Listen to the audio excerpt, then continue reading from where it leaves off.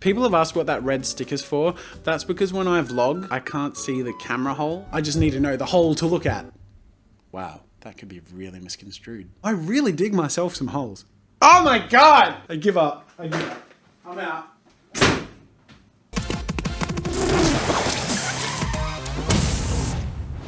G'day ladies and gentlemen, welcome to Draw with Jazza. I'm Jazza, and today I'm going to be doing the one marker challenge, which I've never done before. I have only done 3 color challenges, and I thought, why do 2? Let's do 1 and show them who's boss. I'm not sure who them is, but all the naysayers. Now, in order to do this as effectively as possible and pick a completely random color, my friend Rob and I have actually coded an app which lets you select a number of random colors that you want and put in the number of Copics. I'm going to be randomly generating 1 color out of my 144 markers, and I am praying and hoping it is not a colorless blender or a C1 or an N1 or anything like that. Please be an actual color, please be an actual color, please be an actual color, please be an actual color. Ladies and gentlemen, today I'm going to be creating a piece using only the color shown below. BG32, you and I are going to get well acquainted. Now, I know a lot of you are going to jokingly give me crap about using anything other than this 1 marker, but go look up any color challenge and people use lines and all that stuff. I want this 1 marker to have as much impact as possible, so I'm going to be using my pencil for construction, erase that, and then obviously use line work and stuff. I'm going to get started with my BG32 1 marker challenge. Wish me luck. To begin with, I needed to pick a theme for my piece, and based on the color I have, which is a bit of a mid-tone sort of bluey green, a little more on the blue side than the green, I thought it would be quite fitting to have something a little cold with a touch of a natural feel to it. I wanted to create a piece that had a lot of tonal variation, some areas that are very light and some areas that are very dark. So I went forward with the theme of creating a bit of a Yeti in the snow, so I could have some objects and tree branches and bushes in the foreground, and also some snow and some mountains in the distance, which wouldn't really have much color or tone to them. When I was happy with the sketch that I have as a foundation to work from, I moved on to line work, and I have essentially 3 aspects of the image: the foreground, the midground, and the background, and as such I worked with line weights that complemented those. So I used a 0.5 for everything in the foreground, a 0.2 for everything in the midground, and a 0.03 Copic multiliner for the very far background mountains. Another one of those challenges of working with a single tone in 1 color challenge is the fact that everything can look really flat, so it's important to try and combat that. Another thing I did to try and help intensify the value of the color that I was going to be using is to build a foundation of some shading. I used just a straightforward criss-crossy crosshatch for the bushes,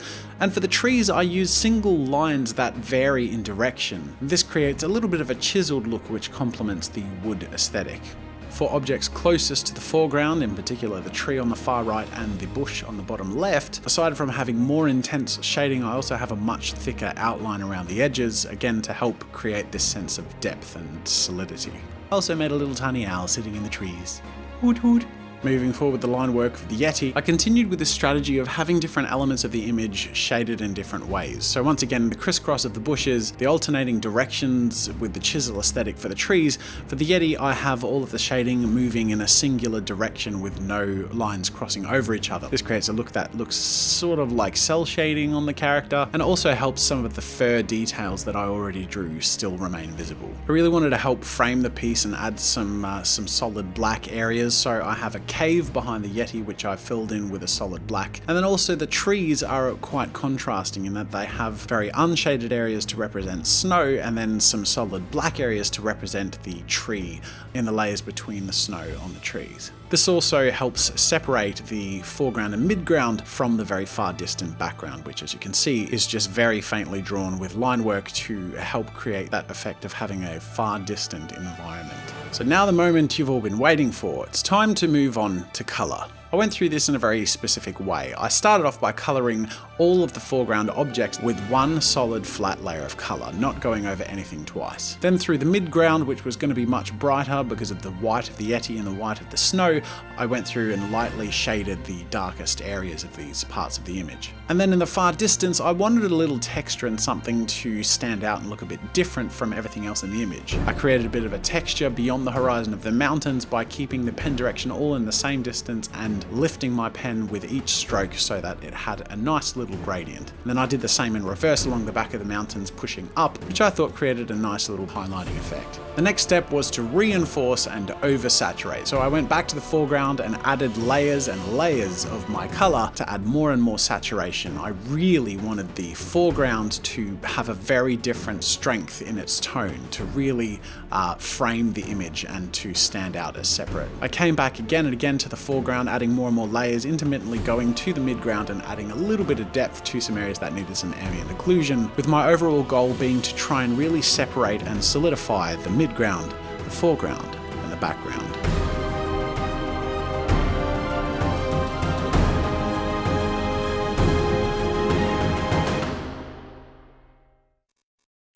And there we have it. This is my one marker challenge, and this was way more fun to do than I actually thought it would be. I thought I'd be sort of like annoyed by the process of having one marker, but it turns out by limiting yourself, or at least I felt, by limiting myself to that one tone, that one marker, and not having control over what that color is, mind you, it switched me into a mode where it's like, not only how can I make it work, but how can I make it look intentional and cool. I really am proud of how that's carried across. I feel like it was a success, but I hope you enjoyed it, and I hope you feel like it was too. I'll wrap it up with a bit of a sign, and we're done. Make sure to subscribe if you haven't for more art challenges and tutorials and challenge of the month competitions from my community, and loads of other random goodness as well here on Draw with Jazza. Thank you so much for watching, and until next time, I'll see you later.